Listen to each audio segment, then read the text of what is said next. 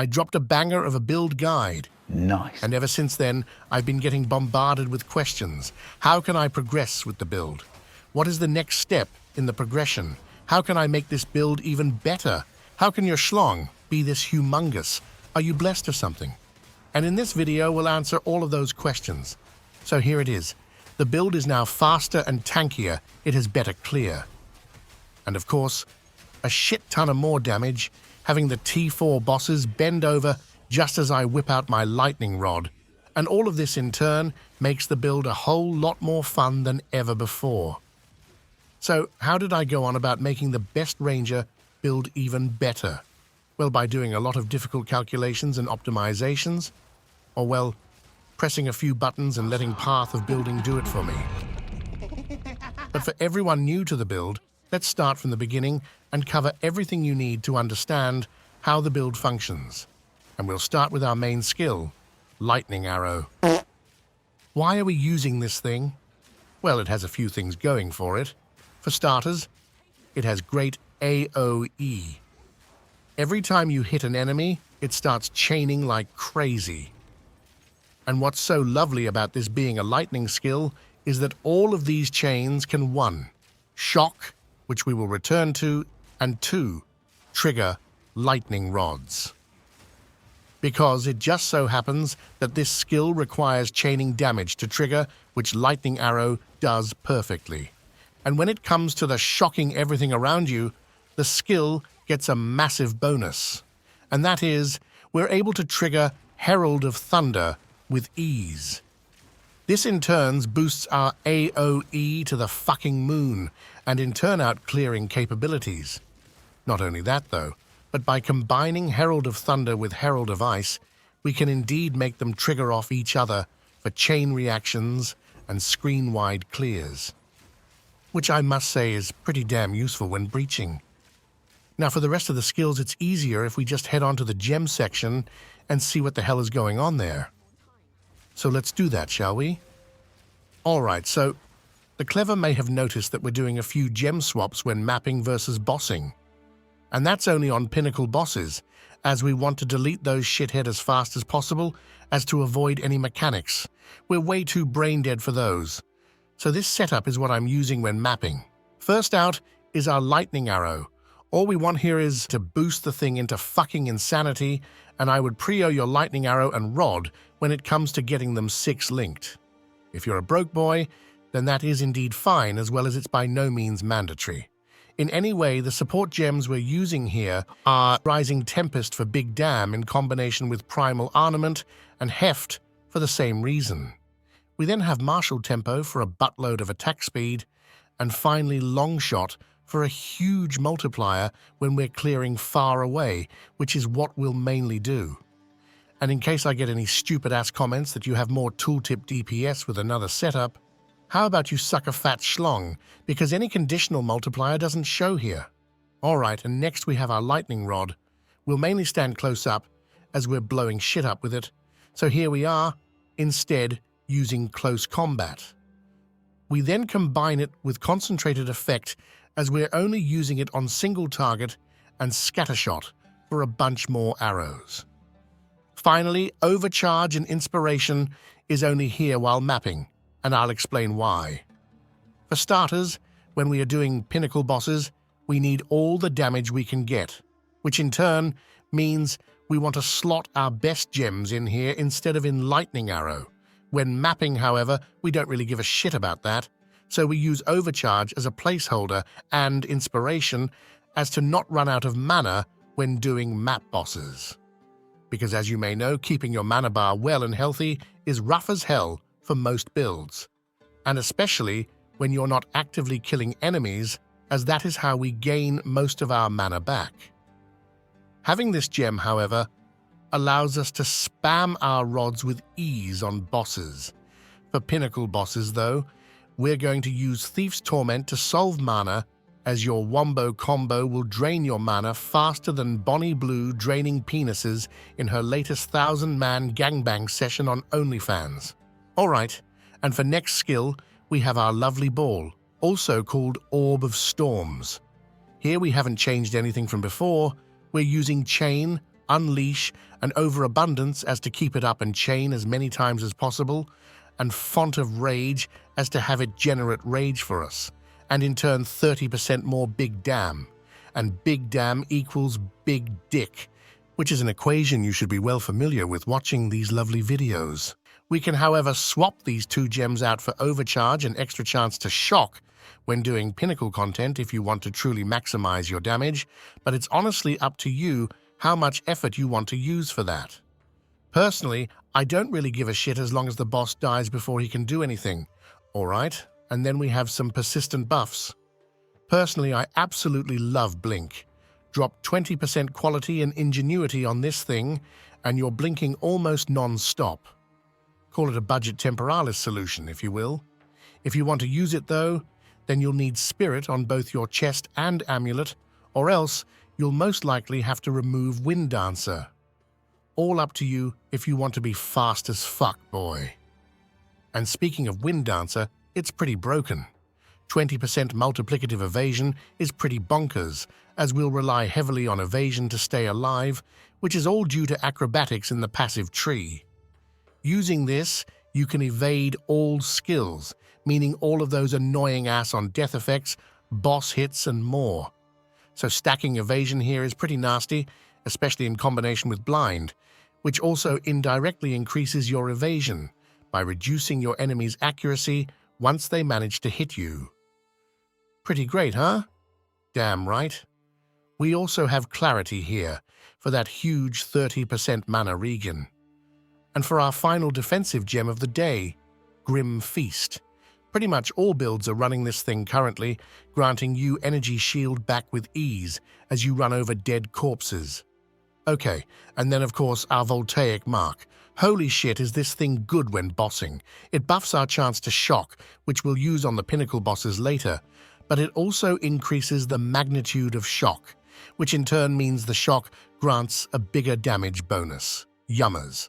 And finally, the Herald Wombo combo screen clearing setup. For our Herald of Thunder, we use Cold Infusion and Glaciation as to make it deal cold damage, and in turn, freeze enemies, which will allow Herald of Ice to trigger. We then combine that with Ice Bite as to boost our cold damage by a butt bunch, and Cold Penetration, which reduces our enemies' cold resistance down to 0 for our Herald of Thunder at least, for pretty much all content in the game. And we also don't have anything useful to put here, so there's that. If you have a 6 link, then you'd slap on ranks to lightning skills here and cold skills in your Herald of Ice instead. And speaking of your Herald of Ice, the same goes here. Make it deal lightning damage and increase its chance to shock, so that Herald of Thunder can do its thing, and then boost our lightning damage along with the AoE of the skill via Innovate and Magnified Effect. Absolutely lovely. Alright, and before we check out the gear, we need to talk about the Pinnacle boss setup. You don't have to change a lot, but if you want to nuke the living shit of the guy, then you need to make some changes. And in case you're a brain-dead boomer that can't keep these things in your head, then there will be a written planner in the description. Okay, so for ripping Pinnacle bosses a new asshole, we want these gems and items. Thief's Torment. To keep your mana topped off at all times, as you'll be spending thousands of mana every seconds when your cast on shock starts triggering. Because here, you want a slot in your Ball Lightning, which will be used as a chaining skill to trigger your lightning rod damage. We also have Eye of Winter here to grant us 10% base crit chance, which should allow you to get at least over 50% crit chance even if your gear is shit with this build. And then the next spell we want is Conductivity. Most Pinnacle bosses has 70% elemental resistances, and this in combination with a few passives will allow us to reach that breakpoint with ease, especially when combined with Heightened Curse. We of course also have Cursed Ground, which will allow you to dump the thing on the ground and leave it there, not having to bother with actually putting it on the boss. Okay, and what the hell are you supposed to remove to use these spells? Hell, man, it doesn't matter for shit. Ditch your Blink, Wind Dancer, and Grim Feast all at once if you want. You'll delete the Pinnacle bosses before they can do anything anyways, so you won't need them. Well, damn, we managed to complete the gems. Great job, friends.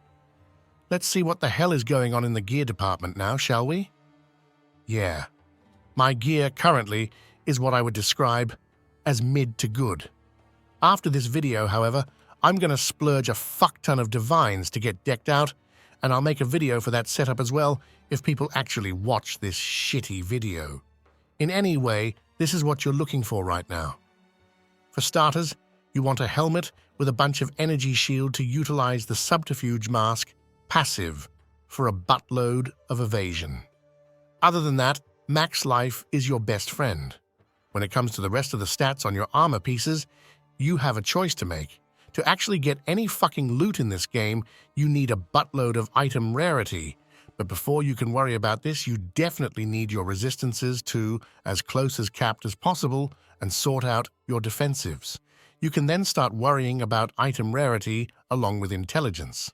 And why intelligence? Well, damn. For Hand of Wisdom and Action, of course, probably the best item in the game, or at least one of them. This item alone with stacking intelligence can net you hundreds of base damage, which is absolutely disgusting. I'm personally stacking intelligence on all of my items apart from the chest and quiver, which I found myself and just slapped on, and they happened to have dexterity on them.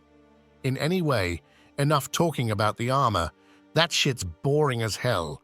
Just get your defensive sorted and spend the rest on intelligence and item rarity.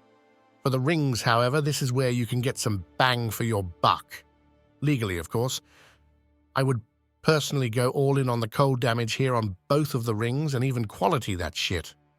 This is as to get your cold damage up and in turn your chance to freeze, which will help massively with your clearing capabilities.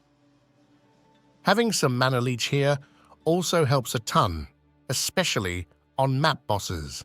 Alright, and finally your weapon combination, an amulet. And starting with the amulet, everything we've talked about previously still holds true here.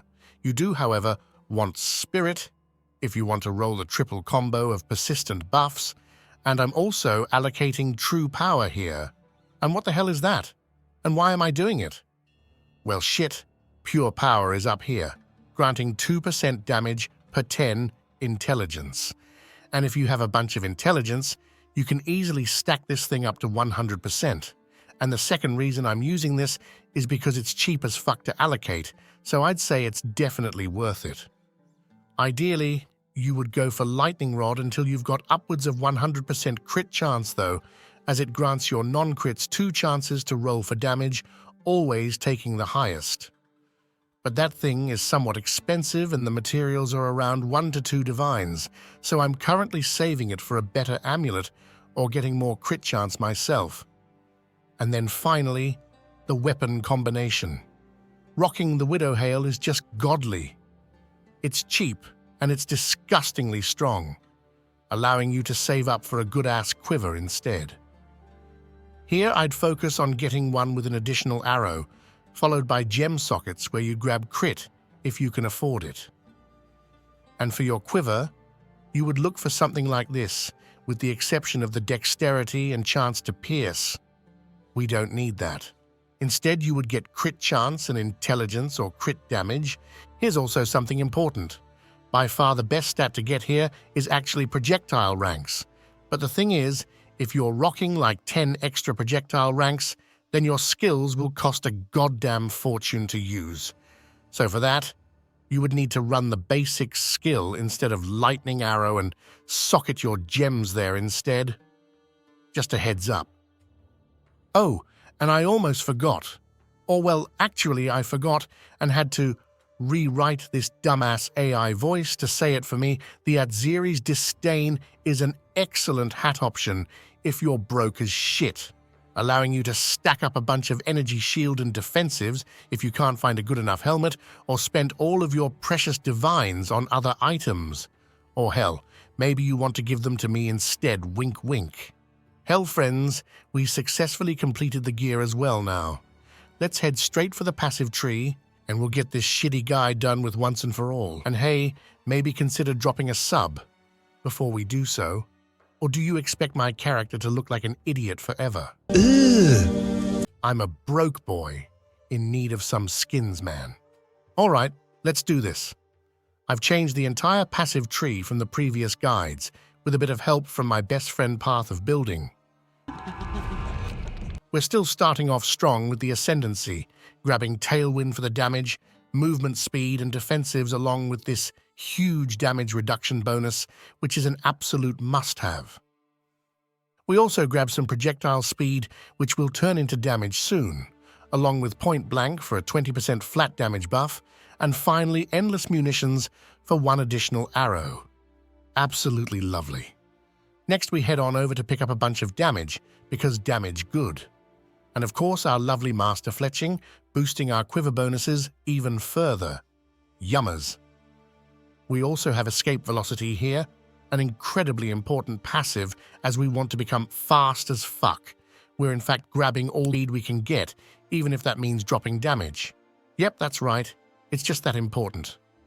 After that, we take this path up here because I want this node, as it will be my main source of mana on kill, allowing me to keep my mana up at all times. If you have this on your gear or jewels, however, then by all means skip it. This would then be completely redundant. Up here, we also have a huge passive called Essence of the Mountain, and is what allows your lightning arrow to deal a bunch of cold damage and in turn freeze enemies more easily for your Herald of Ice. We also find a bit of mana regen, movement speed and defensives here. Now when you're at this point, you may wonder, hey Mr. Paragaming Big Dick Senpai, I'm dog shit at the game and low level. What nodes should I prioritize now? And to that, my friend, I respond with this. Up here in this cluster, you simply find a bunch of damage modifiers, or rather, crit modifiers. You are free to skip these, and you are also free to skip these evasion and energy shield nodes, but only if you're not dying all the time. Because dying is no good in this game, Triple G will come after you and drop kick you in the balls. What I do, however, want you to grab is the jewels, assuming you can purchase any half-decent ones, where I would grab quiver bonuses and crit chance in combination with projectile speed and flat damage modifiers such as elemental damage or attack speed in that order. And we also want this node right here, Wild Storm. It grants you 15% damage flat, which is probably the best node we can get. All right, and next up, we have this whole cluster here in the middle. This is where I've decided to purchase a time-lost diamond for more lightning damage and max life, which I'm using when grabbing the projectile speed and damage here, along with increased shock and freeze here. And if you're new, what is up with all the projectile speed? Don't worry, we'll get to that in the end of the tree. First off, we need to discuss the defensive passives here in the middle. We have Subterfuge Mask, which we talked about. This is why you want Energy Shield on your helmet, but we also have Bestial Skin here, which is why you need to get Evasion on your chest. This is where a bunch of your evasion comes from. Get a chest with 1,000 evasion, and this thing will double it for you, making you near immortal. And the reason we want all of this evasion is due to acrobatics lowering it. And we need to keep that shit high, as this passive also has an upside. It allows us to evade everything, all the shitty on death effects and more. And that, my friends, is pure goddamn excellence. Next up, we have Falcon Technique here, which grants you attack speed the more dexterity you have. But remember, intelligence is still more important. We want to be smart, obviously, and also deal a fuckton of damage. And to finish this whole tree off, we have our Coming Calamity, boosting our damage the more heralds we use, this big and strong crit damage cluster right here, and finally, the best node of them all, or well, one of the best, Feathered Fletching. This is why we want projectile speed. We instantly turn it into flat damage, and it shoots stuff faster, which is pretty cool. And that, my friends, is the passive tree. Now I'm currently level 92 on this character, and if you're higher, then finishing this crit cluster here and grabbing this damage cluster next to Unbound Forces is the highest damage increasing passives I can grab. So I'm doing that if I ever manage to level up. Trying different setups and builds kill me a lot. And this thing where you lose experience each time has to be a mind fart from Satan himself. I'm also mentioning this. If you need defensives, then drop damage nodes and pick up defensive nodes. It's not rocket science, folks. I do it all the time. When I'm doing content, I simply cannot allow myself to die in 4. There are a bunch of insane defensive nodes up here, for example. Grab them if you have to. In any way, nicely done sticking around this far, and you're about to be rewarded because it's time to get hecking good, and you know it, baby. And we'll start off with mapping. This is easy peasy.